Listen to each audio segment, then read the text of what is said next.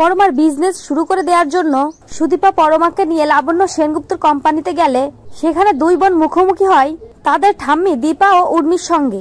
এই ফুল এপিসোডটি পেতে আমাদের চ্যানেলটি এখনই সাবস্ক্রাইব করুন। সুদীপা ঘরের মধ্যেই বসে নিউজ পেপার পড়ার সময় সে নিউজ পেপারে দেখতে পায় লাবণ্য সেনগুপ্তর কোম্পানিতে কোনো উত্তরসূরি না থাকায় উত্তরসূরির সন্ধান চলছে। এই খবরটা জানতে পেরেই সঙ্গে সঙ্গে সে এই নিউজ পেপার নিয়ে পরমা ডুবে যায় সুদীপা। এরপরে সুদীপা ওই নিউজ পেপারটা পরমাকে দেখিয়ে বলে ওঠে, পরমা তুমি এই কোম্পানির জন্য অ্যাপ্লাই করতে পারো। এই লাবণ্য সেনগুপ্তর কোম্পানিতে কোনো উত্তরসূরি না থাকায় তার উত্তরসূরির সন্ধান চলছে। তুমি তো বিজনেস করতে যাচ্ছ, তোমার বিজনেসের শুরুটা তুমি এখান থেকে করতে পারো। এ কথা শুনে পরমাও রাজি হয়ে যায়।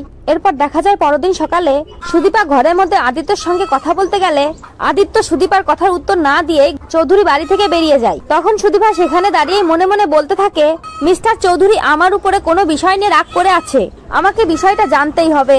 পরমার এই বিজনেসের ডিলটা করার পরেই আমি মিস্টার চৌধুরীর সঙ্গে আলাদাভাবে কথা বলবো। এই কথা ভেবেই সুদীপা পরমার রুমে যায় আর পরমাও তার বিজনেসের ডিলটা করার জন্য সুন্দরভাবে রেডি হয়ে থাকে। এরপর পরমাকে নিয়ে সুদীপা চৌধুরী বাড়ি থেকে বেরোতে যাবে, সেই সময় অভ্রজিৎ আর অভ্রজিতের মা সেখানে চলে আসে। অভ্রজিতের মা পরমাকে প্রশ্ন করে, বলে ওঠে, কোথায় যাচ্ছ পরমা? পরমা উত্তর না দিলে সুদীপা সে জায়গায় উত্তর দিয়ে বলে ওঠে, বড়মা আমি পরমাকে নিয়ে একটা কাজের সন্ধানে যাচ্ছি। সে নতুন করে কাজ শুরু করতে চাইছে। লাবণ্য সেনগুপ্তর কোম্পানিতে নতুন সার্কুলার দিয়েছে আর কোম্পানির পোস্টটাও অনেক ভালো। এরপরে দেখা যায় পরমা অভ্রজিতের মায়ের কাছ থেকে আশীর্বাদ নিয়ে চৌধুরী বাড়ি থেকে বেরিয়ে পড়ে। সুদীপা পরমাকে নিয়ে লাবণ্য সেনগুপ্তর কোম্পানির সামনে যাওয়াতেই পরমা আর সুদীপার মনে হতে থাকে এখানে তাদের আপন কেউ রয়েছে।